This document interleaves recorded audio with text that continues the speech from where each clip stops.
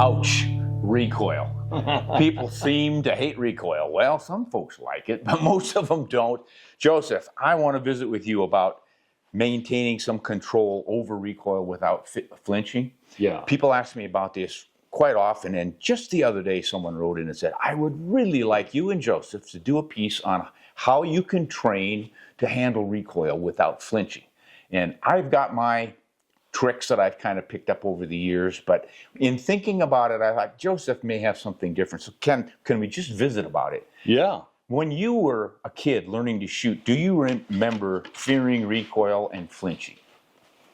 I've never feared it per se, but when I was 15 years old, I was shooting pretty consistently and pretty competitively in black powder disciplines.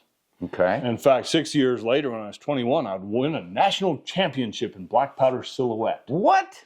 Yeah. Now you expect people to believe us with stories like that. Throwing around wild claims. So when I was 15, I developed a world-class Boone and Crockett flinch. There we go. Now I believe him. It took me a year and a half of work to get through that. I'd been using a double set trigger, and the front trigger was about 8 ounces, right? All offhand shooting, and it made it real easy to just kind of touch the shot off as you wobbled past the target, right? Well, I had to go to a heavy trigger to get over that. I mean, some people call it target panic. Target panic is what I was thinking. But whatever it is, I tell my kids, every single shooter at some point will develop a big flinch, and then you have to work to get through it. Once you've mastered it, you're usually good to go. So how do you do that? That's the question. Yeah. Right? How do you stop yourself from flinching and handle that big recoil? Well, I think there's a few facets. You got to have good fundamentals in shooting, because if you're wobbling all over with your crosshairs or your iron sights, it's so much harder to not try and snatch that trigger off as they go over the target. So you've got to have good fundamental positioning. Second, you've got to have a mindset that takes control of the situation and doesn't just allow that rising urge to go, no, to take over, right? So you've got to have enough mental strength to say, no, that'll throw my shot. Squeeze. Okay. Now here's the, we ought to go outside and just demonstrate this stuff. Yeah. Because you're talking about the things that I now, when you're saying, I go, that's what I've done. Sure. That is what I've done. I've never been in a competition shooting event where you get those kinds of definitions, but you're describing exactly what I know because I've been there. Yeah. But I think we could show that if we go out. Let's do it really quickly, though. Before we do that, let me ask this. How would you define a trigger squeeze, a properly executed trigger squeeze? Because that's really what it's all about. Overcoming recoil means you have to discipline yourself through it to squeeze the trigger. Just accept it. It's not going to cause damage. Yeah. Well, it can. No. And I have a story about that. But usually it's momentary thump and it's gone. So how would you define a trigger squeeze? You get all sorts of descriptions about it should surprise you. But I've always thought, I've always thought, but over the years as I got to be a better shooter, it not so much surprised me as I knew when it was going to break. It was just at that point where it's going to break, and it does when I want it to, without jerking it, without doing that snatch. Like, you don't want that. You just want that steady, steady, steady click. And you know it's coming because you know your rifle well enough and your trigger that you know you're at that breaking point and you expect it to now break. I don't want it to break when I don't expect it because I might not have my target acquisition quite right on it. So if I may, I'll share what the old Army major taught me. He was my shooting mentor. His father and his brother had both won the 1,000-yard national championships at Camp Perry. He'd shot in the top 10 a few times but never won it. And as he put it, he said, you know it's coming, right? So it's never truly a surprise. When you're squeezing, you should know it's going to break within, 1 to 7 seconds. But you shouldn't know exactly when. You want that shot to surprise your reflexes, even though it doesn't surprise you. That way your muscles can't bunch and anticipate. And that's always worked really well for me. That's a good point, not bunching and anticipating. Yeah, because that's what throws your shot. I mean, the slightest hunch against that anticipated recoil will move your rifle. You don't even know it because the shot's now gone, right? But it does move your rifle and it changes your point of impact. Ah, that's a good point, and that brings up how I have done it, how I have trained myself and others to not flinch. And I think this is where we definitely need to go outside. Let's do it. All right, bring our rifles and go. Okay, now Joseph, the trick that I use is the what we said. You load it for me or don't load it for me. Now, guys, when you're doing this, though, I think the big mental thing that Joseph was discussing is, you know, the trigger control is great for later, but initially guys are just so afraid of recoil that they don't even come close to that. They're so busy thinking about, I'm going to get walloped, that the trigger isn't even an idea. So we need to talk about how you hold that rifle. You know, there's the, gosh, get it tight against your shoulder, but then there's the death grip, which is a little too much. And then there's some guys who even say, no, just hold it a little bit loosely and let it freely recoil. What do you advise? It depends on what you're shooting, because the modern technique that precision shooters use, they lay the thumb against the right side of the stock and they shoot with a very, very light grip, and they're generally not touching the front of the gun at all. They're running a support underneath the buttstock. That works really well with heavy rifles in light kicking cartridges. But when you're shooting a hunting rifle, you need to control that. So if I may, Yes. I was at the FTW ranch in Texas, which is a state-of-the-art shooting school, working with an old Navy SEAL sniper instructor who is one of the classics. You'd never know it. Wore a cowboy hat, soft-spoken, southern drawl. Does the name kind of remind you of a dog? He does, yeah. He's awesome. And I was shooting a super accurate rifle and stringing my shots 1.5 inches up and down, only 1/4 inch wide. And finally I said, come watch me if you would, just help me figure this out, because this was at just 100 yards, right? Not okay. He squatted down and I shot one. He said, do one more. And he did another one. And he said, all right, shake my hand. I was laying there looking up at him. Shake my hand? Yeah, so, okay, do what the man says. I reached up, shook his hand. He said, okay, now hold your rifle with the same grip that you just shook my hand. Because I tend to try and shake a man's hand with respect, right? Give him a nice, firm, honest handshake. I went and fired a 5-shot group that measured 3/8 of an inch at 100 yards. And he said, okay, do that from now on. He said, the trouble is you're using this weak-kneed, limp-wristed right hand, right, on the stock right here. And that proper hunting rifle is recoiling. You're not controlling the muzzle jump. He said, all you got to do is tighten your grip. Hold it with your thumb on top of or just over the wrist, and hold it with a firm handshake. Made all the difference in the world. There you go. Now, another couple things. When you're laying prone or in a supported field position, try and load into the rifle a bit. It works best with a bipod, because that way the muzzle jump is minimized and it helps you spot your own impact. But even offhand, you know, for African hunting, buffalo and stuff, I want to bend a little bit at the knees and then lean into that.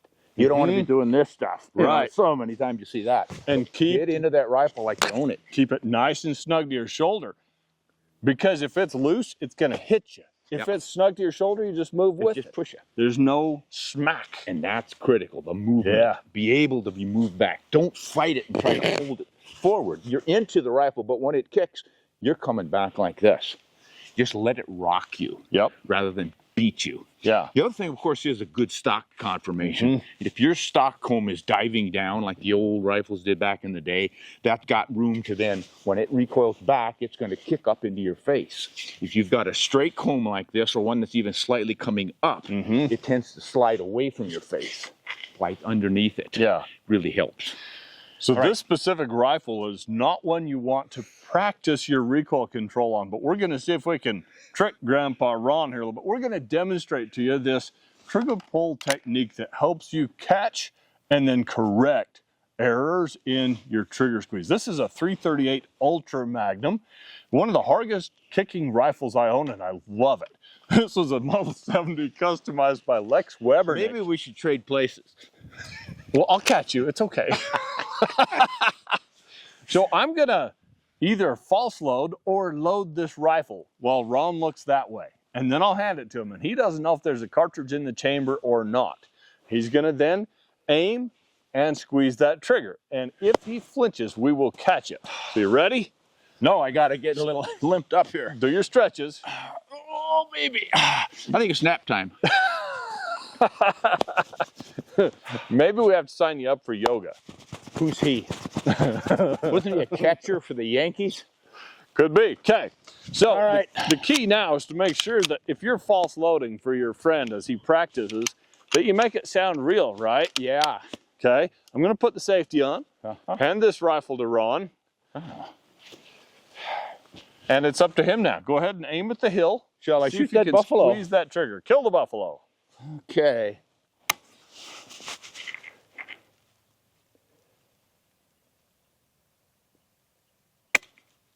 Oh, did I flinch big time there, buddy? Because I was thinking, I wonder if this really does kick as hard as you say it does. And I flinched. That's pretty funny. And I don't know if you did that to show the video on the video or I didn't. for real. Okay, so I was for real. I thought about doing it. I thought it'll look fake if I do it, so I'm not going to do it. But then I went and did it anyway. so you can see there, folks, what happens if you bunch. Do you see how his barrel dipped? Yeah. His whole shoulder tense. That's what throws your shot. That's what causes you to hit a buffalo or a bear in the foot. We don't want that. So let's do this exercise again. Okay, I'm not looking. I don't know if he's loading it or not. You can even like I hope he doesn't ever fish a load cartridge around in there so it sounds like it's loaded. Maybe it is loaded. Here you go, Ron. Try it again. All right.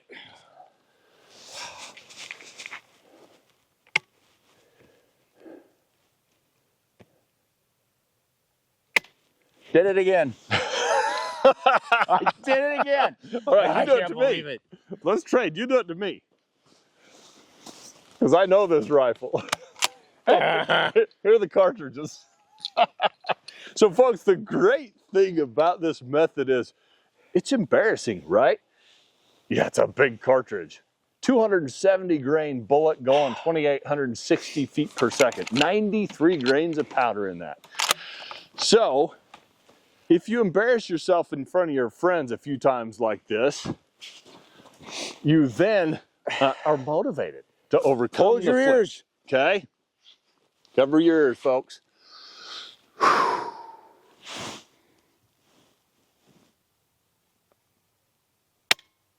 That wasn't bad, buddy. You're quivering a little bit, but you My didn't. eyelid went like this, but crosshair nice. stayed steady on the target. That's nice.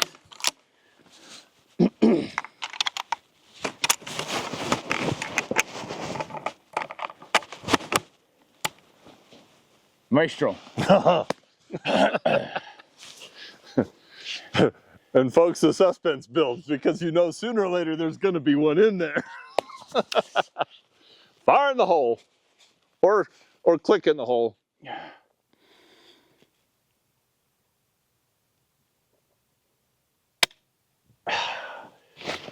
I think you passed. Look at how close you were to having one in there. Nice.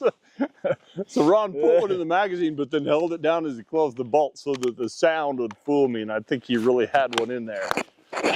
We're going again? All right. Is it... That might be a giveaway, folks. It's getting harder every time. This is awesome for you. The discipline you build doing this.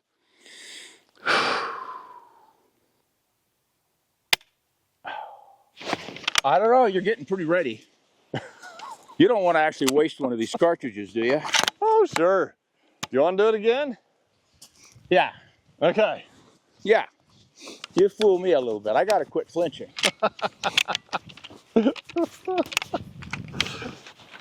I did this once just with a 30-aught section after about the fourth time.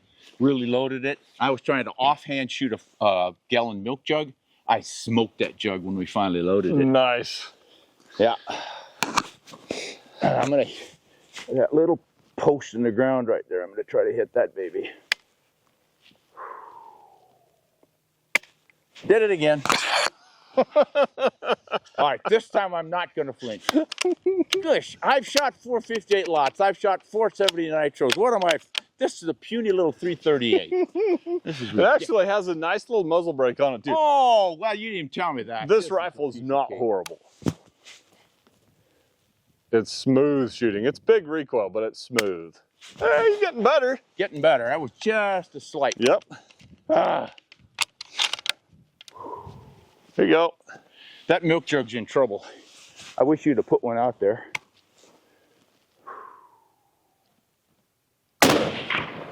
Howdy, boy.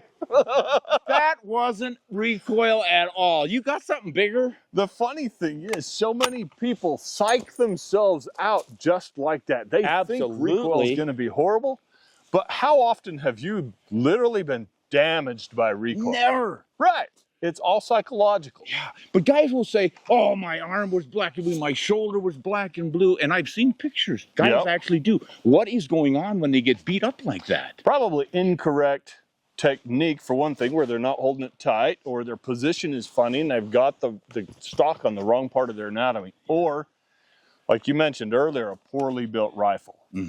And there aren't very many of those anymore, but back in the day, like the old Rugers were known for kicking real hard. They had that little thin rubber, hard rubber recoil pad. And a lot of drop to the stock. When you're looking at rifle combs, guys, if you've got a wide comb, wide rounded, that really softens the blow up on your cheek. Yeah. I've had some sharp edge ones that just absolutely killed me. They bite bad, so that's something to consider. Now, I want to say something, Joseph. Hang on to that for me, just because it looks like you should. I do love it. Never seen a man more enamored with a rifle. Everyone says, oh, the big elephant guns don't have a sharp recoil like the 300 Weatherby Magnum, the fast ones. But if you look up the numbers on recoil energy, recoil velocity, that's the recoil speed of the rifle coming back at you, and then the impulse, and I'm not quite understanding what this recoil impulse is. If it's the duration of the shockwave impulse recoil that's coming at you or what. But if you run a ballistic calculator to calculate that stuff, and I use shooterscalculator.com, shooterscalculator.com, it will give you all of that. And every time I run those numbers, it never pans out to be what people say the difference would be. In other words, when I look at a 458 lot, which is one of the big heavy kickers that puts out a lot of energy, it produces more recoil at a higher recoil velocity than a 300 Weatherby Magnum or this 338 Rem Ultra Mag. It doesn't pan out. Yet everybody says, oh no, don't worry, those big ones, they've got a little recoil, a lot of recoil, but they have a push. It's more like a long push than a sharp snap. But it doesn't pan out when I run those numbers. They always have faster recoil velocity with the big guys. What do you attribute that to? I don't know. If it's just myth, everybody repeats it and hears it so often that you just assume that's what's happening to you. It could be. It could also be some kind of a perceived thing from maybe the muzzle blast or something, because I feel like cartridges like 28 Nozzler and a 300 Ultra Mag and that type kick more sharply than my 375 does. That's the common perception. And that's a perception I have. So I don't know what's causing it, but I agree it does feel slower and smoother in those big guns. Well, you know, whether it is or not, if that's the way it feels, that's really what matters, because that's what's influencing whether or not you're flinching.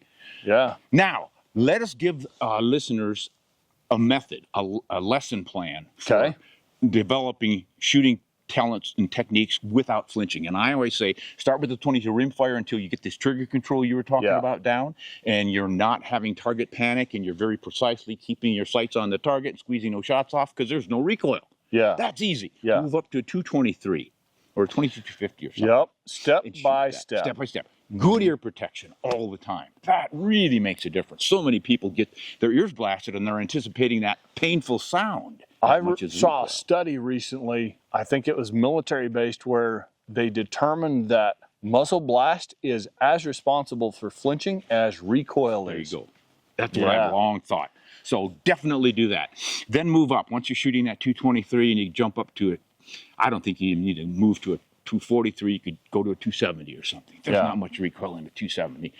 And be shooting that. And you're working your way up to the bigger ones. And then once you're really good and consistent with a 30-06 class cartridge, I think you can jump up to a 35 of some kind.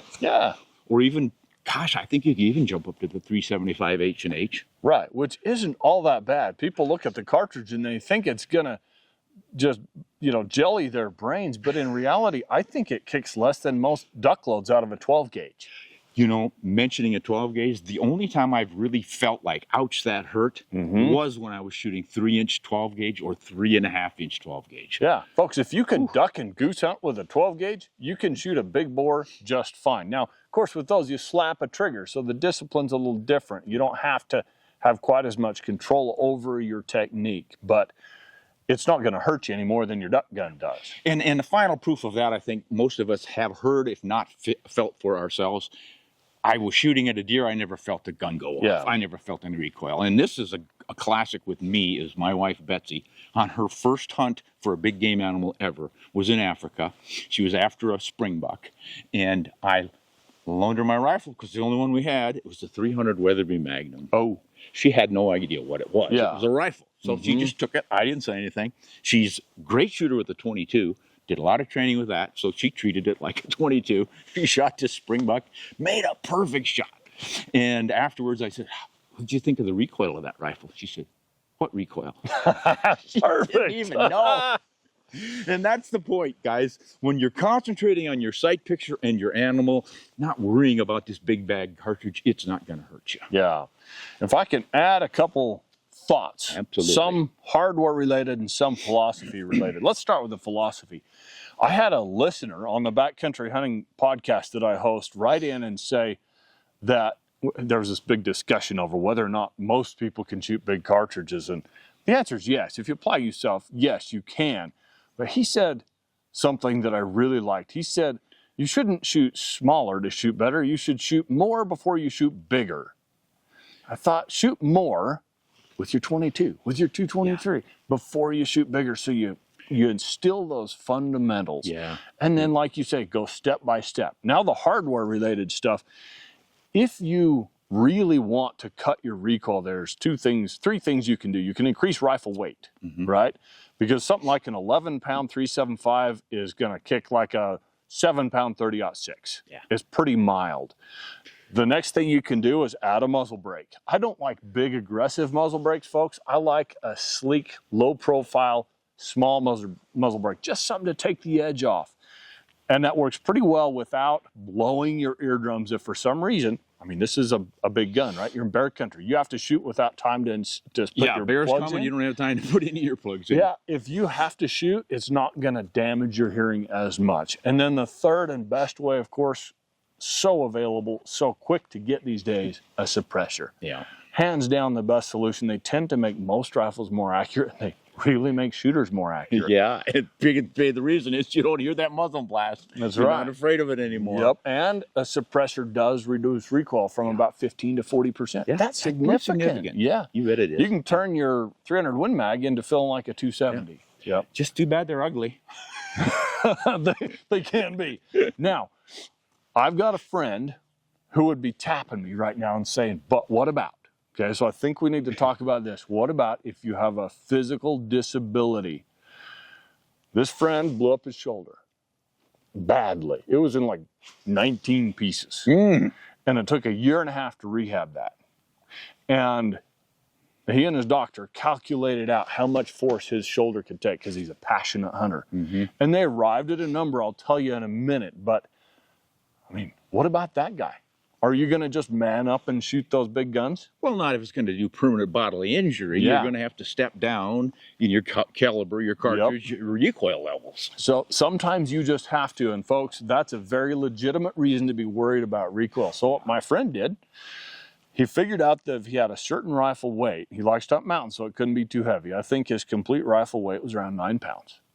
A little heavy for a mountain Pretty rifle, heavy for a mountain but rifle. it's not a 14-pound precision rifle, right? Yeah. He put a suppressor on it to tame the recoil, and he chambered it in 6.5 PRC and arrived at that perfect balance of the most recoil that his body would tolerate without additional damage. Good approach. And he can hunt anything with it. Choose a good bullet, you can hunt elk, even moose. Yeah. Easily. And Yeah. I've actually done that. I used a 120 grain bullet out of a 6.5-06. Oh, nice. One shot moose Yeah. kill. Big old Very cool. 12-year-old bull moose. up again, a one shot down. Nice. Yeah, it's the bullet and the man behind the gun getting the job done, or the woman behind the gun getting the job done. Placement and bullet number one, and you don't have to worry about recoil. Yeah. Build a good technique, good position. Work on your trigger squeeze. Practice. Light recoils up, and you'll master it. All right, there you go, folks. If you have any more problems or questions and you think we've got it wrong, boy, let us know. I mean, we've got some new ideas out there. We'll be happy to share those if they work for you. So throw those out there as well. But try what we've suggested here, and I think it's going to work. Everyone that I've worked with over the years, young shooters, small shooters, they've all used these techniques and developed to be great shooters without flinching. So, can be done. Good luck to you all. Hunt honest, don't flinch, and shoot straight.